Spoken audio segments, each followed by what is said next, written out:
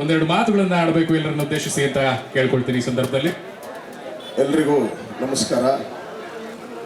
ನಾವು ರಾಜು ಶಿವರಾಜೇಗೌಡರು, ನಾವು ಒಂದೇ ಶಾಲೆ ಒಂದೇ ತರಗತಿಯಲ್ಲಿ ಬಾಲ್ಯದಿಂದ ಬೆಳೆದವರು.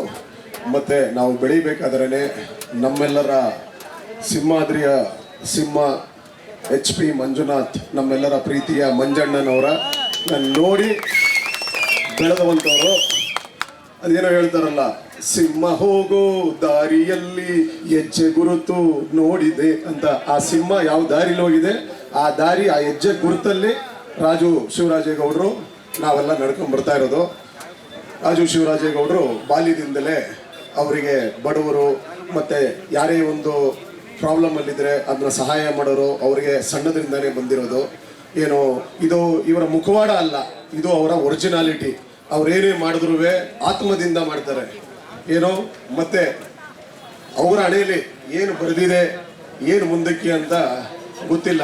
ಯಾಕೆ ಅಂತಂದರೆ ಬಸವಣ್ಣನವರು 12ನೇ ಶತಮಾನದಲ್ಲೇ ಹೇಳಿದ್ದಾರೆ, ನಾಳೆ ಬಪ್ಪುದು ನಮಗಿಂದೇ ಬರಲಿ, ಇಂದು ಬಪ್ಪುದು ನಮಗೀಗಲೇ ಬರಲಿ, ಇದಕ್ಕೆ ಯಾರು ಅಳುಕುವರು, ಇದಕ್ಕೆ ಯಾರು ಅಂಜುವರು, ಜಾತಸ್ಯ ಮರಣಂ ಧ್ರುವಂ ಎಂಬುದಾದರೆ ನಮ್ಮ ಕೂಡಲ ಸಂಗಮ ದೇವರು ಬರೆದ ಹಣೆ ಬರಹವನ್ನು ಯಾರಿಂದಲೂ ಅಳಿಸಲು ಸಾಧ್ಯವಿಲ್ಲ ಅಂತ. ಅವನ ಹಣೆಯಲ್ಲಿ ಏನು ಬರೆದಿದೆ ಅದು ಯಾರಿಂದನೂ ಅಳಿಸೋಕೆ ಸಾಧ್ಯ ಇಲ್ಲ.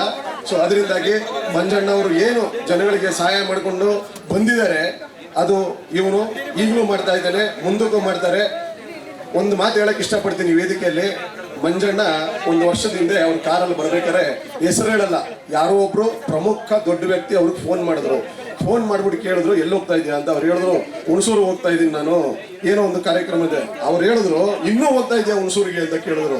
ಇವ್ರು ಹೇಳಿದ್ರು, ಏನು ಮಾಡೋದು ಸರ್, ಜನ ನಮ್ಮನ್ನು ನಂಬ್ಕೊಂಡಿದ್ದಾರೆ, ನಾವು ಗೆದ್ರು ಸೋತ್ರುವೆ ಜನದ ಮಧ್ಯೆನೇ ಇರ್ಬೇಕು, ನಾನು ಹಂಗೆ ಬಿಟ್ಟು ಹುಣಸೂರನ್ನ ಬಿಟ್ಟು ಬರೋಕ್ಕಾಗಲ್ಲ ಅಂತ ಹೇಳಿದ್ರು. ಅದು ಈಗ ಜ್ಞಾಪನ ಇದೆ ನನಗೆ. ಅವ್ರು ಯಾವಾಗಲೂ ಸತತ ಹುಣಸೂರು ಜನತೆ, ಹುಣಸೂರು ಜನಕ್ಕೋಸ್ಕರನೇ.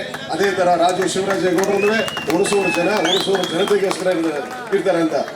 ಮಹಾಭಾರತದಲ್ಲಿ ಹೇಳ್ತಾರಲ್ಲ, ಸುಮ್ಮನಿರಲೇಬೇಕು ಮಹಾರಾಜ, ಇಲ್ಲಿರುವುದು ಸುಯೋಧನನ ಅಂಗರಕ್ಷಕ ಕರ್ಣ ಅನ್ನ ಹಾಗೆ ಇಲ್ಲಿರುವುದು ರಾಜು ಶಿವರಾಜೇಗೌಡರ ಅಂಗರಕ್ಷಕ ಪ್ರಶಾಂತ್ ಮೇತಲ್ ಅನ್ನೋದರಲ್ಲಿ ಎರಡು ಸಂಶಯನೇ ಇಲ್ಲ, ಎರಡು ಸಂಶಯನೇ ಬೇಡ.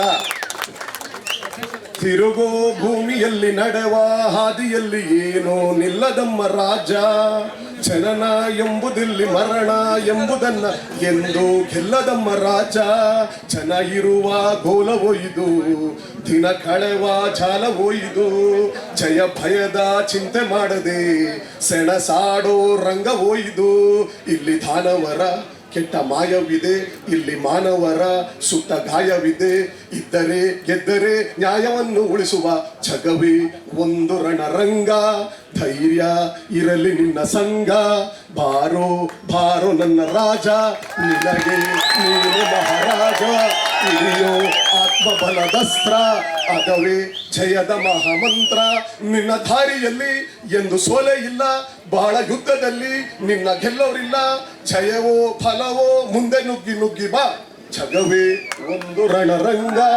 ಧೈರ್ಯ ಇರಲಿ ನಿನ್ನ ಸಂಗ. ಇಷ್ಟು ಮಾತಾಡಕ್ಕೆ ನನಗೆ ಅವಕಾಶ ಮಾಡಿಕೊಟ್ಟಿರೋ ಎಲ್ಲರಿಗೂ ಧನ್ಯವಾದಗಳು. Thank you. ಮಂಜಣ್ಣನವರಿಗೆ ಒಂದು ಜೈಕಾರ ಹಾಕ್ಬಿಡಿ. ಏನೋ ಮಂಜಣ್ಣನವರಿಗೆ, ರಾಜು ಶಿವರಾಜೇಗೌಡರಿಗೆ ಥ್ಯಾಂಕ್ ಯು. ಧನ್ಯವಾದಗಳು ಸರ್.